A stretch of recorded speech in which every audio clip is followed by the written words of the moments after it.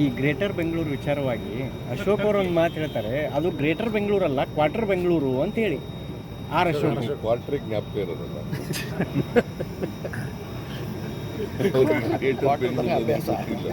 Quarter ಮಾತ್ರ ಗೊತ್ತಿರೋದು.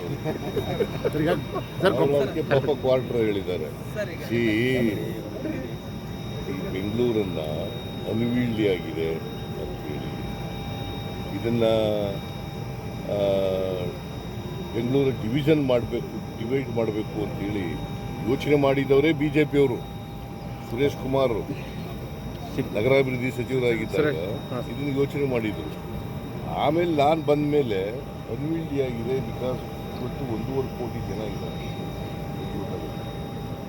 1.5 ಕೋಟಿ ಜನರನ್ನು ಒಂದು ಕಾರ್ಪೊರೇಷನ್ನು ಮ್ಯಾನೇಜ್ ಮಾಡೋದು ಭಾಳ ಕಷ್ಟ ಆಗ್ತದೆ. ಒಬ್ಬ ಕಮಿಷನರು ಮ್ಯಾನೇಜ್ ಮಾಡೋದು ಭಾಳ ಕಷ್ಟ ಆಗ್ತದೆ. ಅದಕ್ಕೆ ಆಡಳಿತಾತ್ಮಕವಾಗಿ ಬೆಂಗಳೂರು ಇರ್ತದೆ, ಗ್ರೇಟರ್ ಬೆಂಗಳೂರು ಇರ್ತದೆ.